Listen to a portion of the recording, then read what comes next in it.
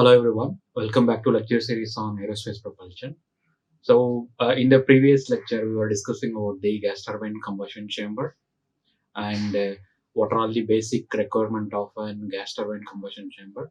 So, when we start designing a combustion chamber, what are all the property we are expecting from that particular designed combustion chamber? There are so many properties we have seen like relatability, stable combustion, wide range of operation. Okay, and then complete combustion process, free of pollution. Okay, that pollutants like carbon monoxide or nitrogen monoxide. Okay, so later we have seen the different components of our gas turbine combustion chamber and what is the function of each and individual component, right?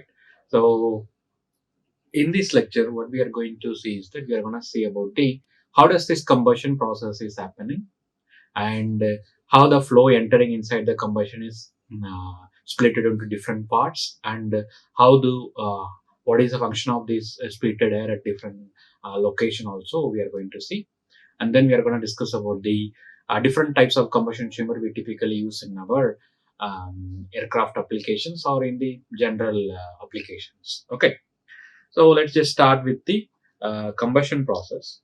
So before just going to the combustion process, we have already seen the what are all the components of our combustion chamber, right? So first, where your flow is entering, which is entering through the snout, where your flow is splitted into primary and secondary flow, right? So your primary flow enter into the combustion zone, whereas your secondary flow is entering between the passage between your flame tube, that is your airflow is entering between your casing as well as the liner. There is a space between your liner and casing. So when this airflow remaining like only 20% of air enters inside your primary zone, whereas remaining 80% of air is passing through between your liner and the casing. Okay, so when this air is entering to this snout, it has to pass through your swirl vanes as well as flares.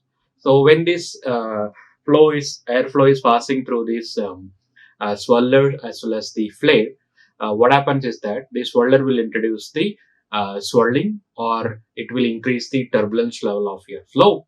Okay, and which basically increases the residential time of your incoming air.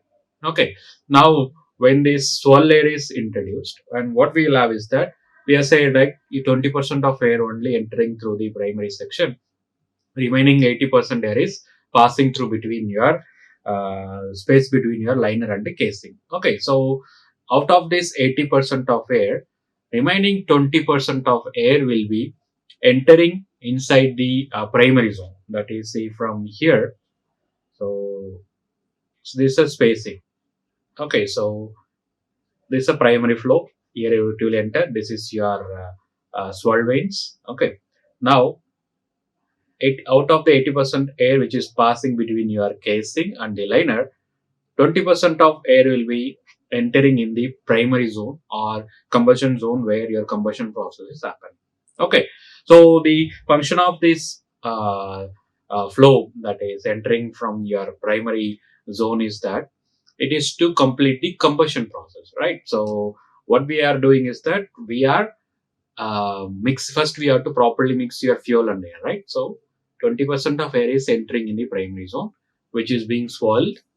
Okay, and which will have a certain amount of turbulence level. When we are injecting the fuel from your fuel injector, this fuel sprayed from your fuel injector and the swirl introduced flow will interact. This interaction will create the breaking down of your fuel into multiple fine particles, that is small droplets. Okay, so when this fragmented into small droplets, what will happen is that the due to the temperature of your air which is coming from your compressor, they will evaporate and they will properly mix with your air. Okay, so once it mixed with your air, what we will do is that we will introduce the spark. We have a electric spark, right? That is igniter we have. The spark will be introduced. So once a spark is introduced, your combustion process will be initiated.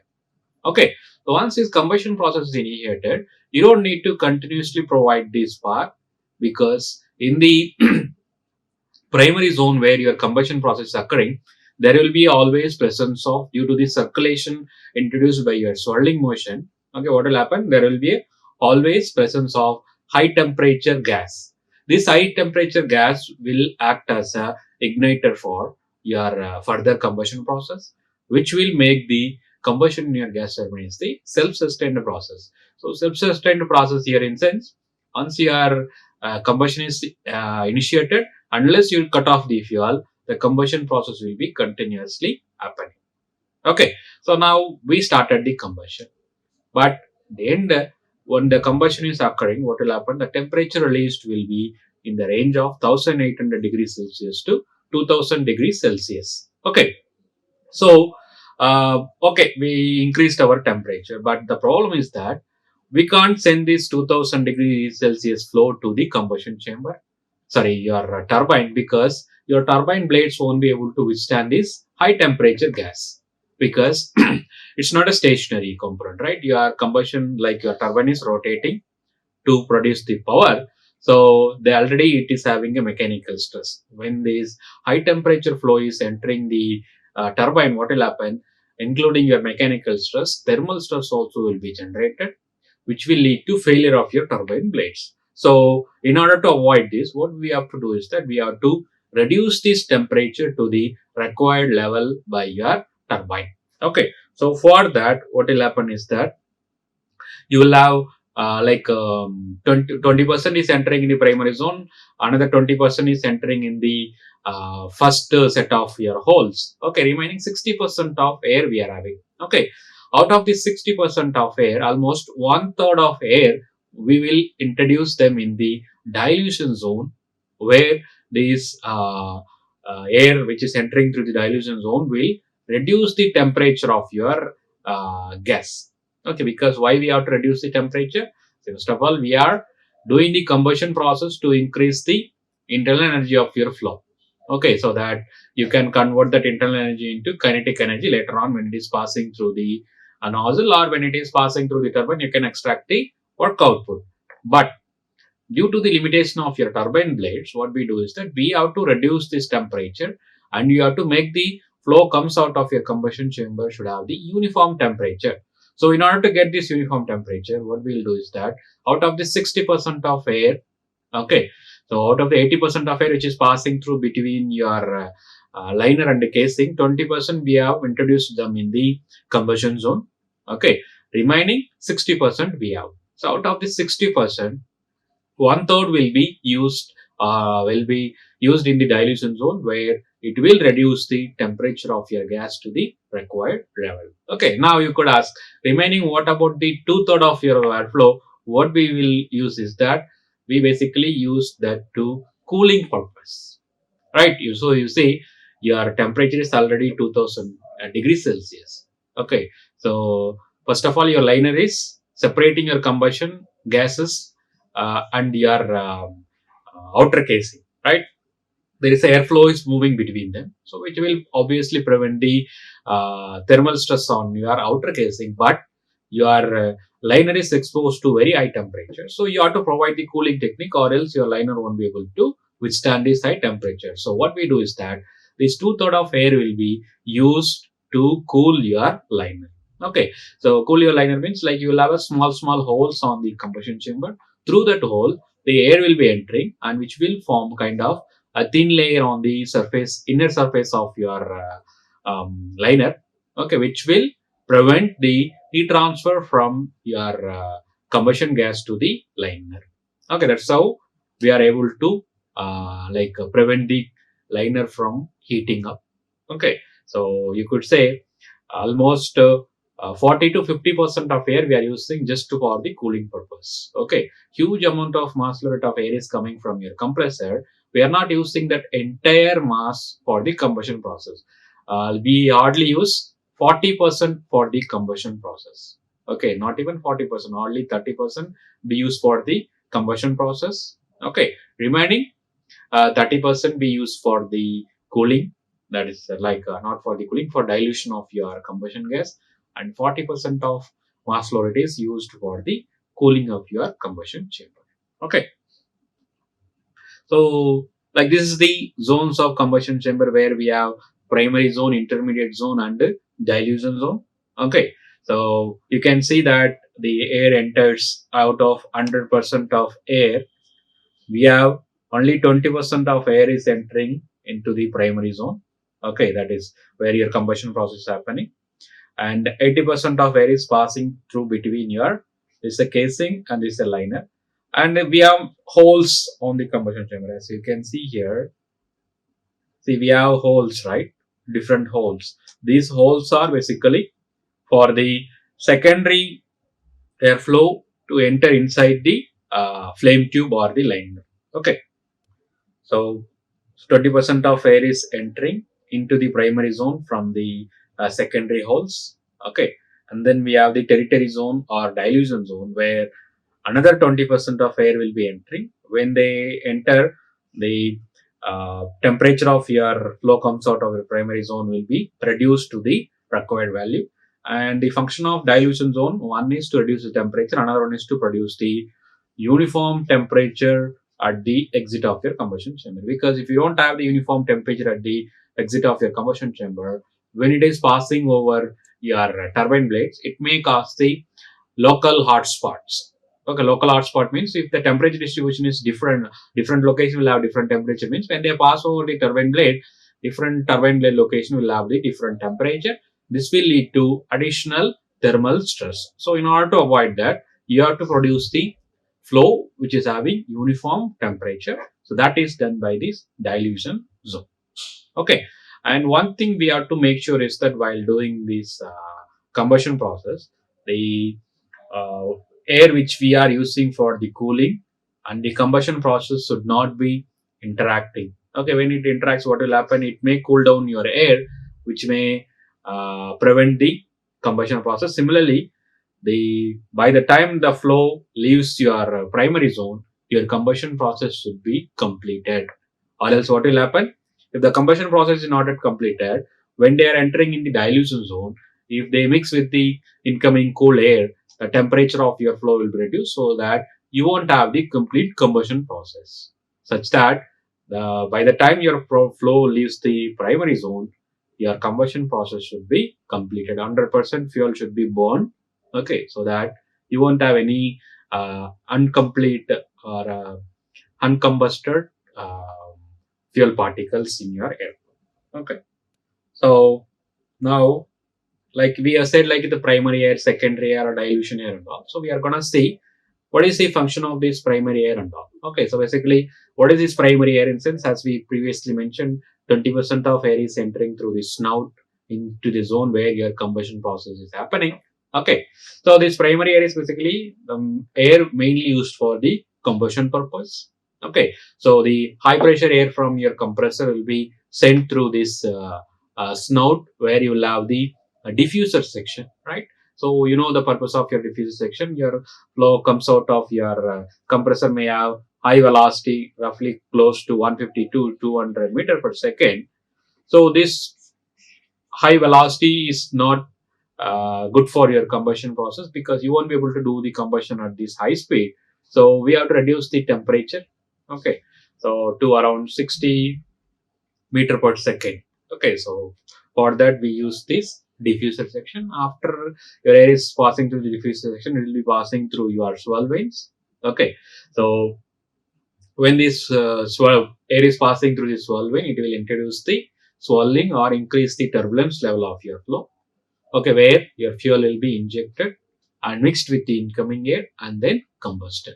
Okay, that is the function of your primary air.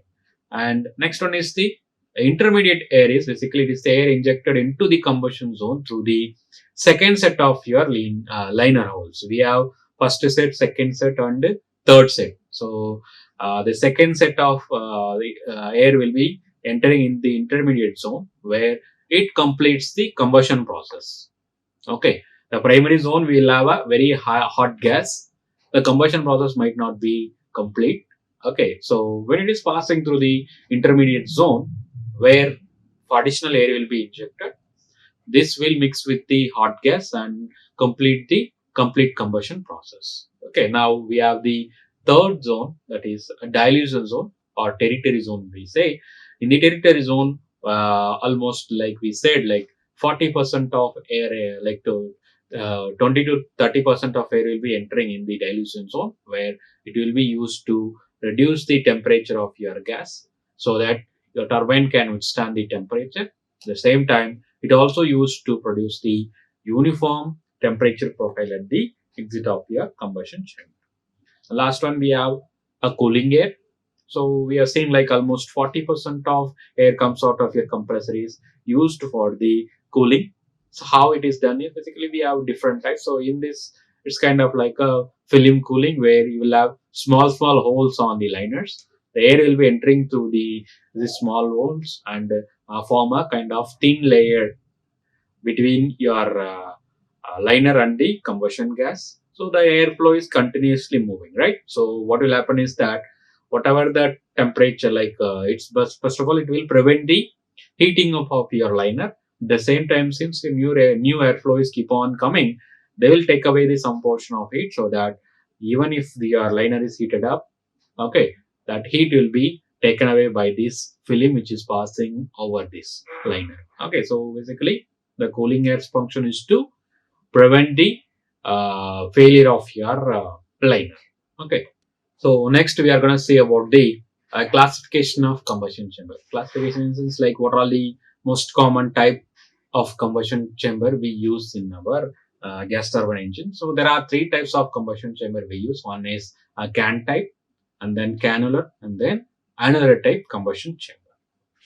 So what is this can type combustion chamber? Is that basically your combustion chambers are made of like a individual tube like structures. Okay, so there you will have a separate liner as well as separate casing. Okay, so it's kind of like your combustion chamber are made up of a different individual cans where combustion process will occur separately. Okay, so these are like a typical uh, view of your uh, can type gas turbine combustion chamber. As you can see here, this is the multiple number of cans we have, which is kept around the circumference of your shaft. Okay, so here each and every can will have its own fuel injector. It will have its own liner. It will have its own casing as well as the igniter. Okay, so earlier types aircraft, they have used this can type combustion chamber. Okay, so when the air comes from your compressor, what will happen is that they will be split into multiple number of streams. Each streams will be entering inside this combustion chambers, the can type combustion chamber separately. Okay, so each of this can has its own fuel injector, igniter, liner, as well as casing. So that is the can type. So it's kind of like a multiple number of combustion chambers kept. So, but when it comes out, they will be mixed up, and when they are entering the turbine, they will have the uniform temperature. Okay, even though it's kind of like a individual combustion chamber, at the end, all the flow comes out of your different cans will be mixed together, and they will be sent to your turbine. Okay, commonly. Yeah. So here one of the advantage of this can type combustion chamber is that maintenance part of you it is very easier to do, because you can, if something happens in a individual can, you can remove it and you can replace or repair it. Okay, so these are most of the earlier aircraft they used this can type combustion chamber. Okay. And one thing is that this can type combustion chamber, even though they have the individual fuel injector, but the fuel will be from the common supply. So next is the cannular type combustion chamber. Basically, it's kind of like it's the intermediate between your can type and annular type. Okay, so here what is this cannular combustion chamber? Means you will have the common casing but individual liners. Okay, so you know what is the casing and what is the liners and all, right? As you can see here, you will have a common casing for all the flame tubes. You will have individual flame tubes. Flame tube means basically liners. Okay, each liner will have the different fuel injector, but when it comes to the casing, you will have the common casing. That is the difference between your can type and cannular type. Okay. So last one is the annular type combustion chamber. This annular type combustion chamber is the most commonly used combustion chamber in modern days aircraft. Okay, so because of their um higher power output for the compact size. For example, you take a can type or cannular type combustion chamber and you compare with the annular type combustion chamber. For the same size, the power produced by your annular type combustion chamber will be much higher than the power produced by your cannular type combustion chamber.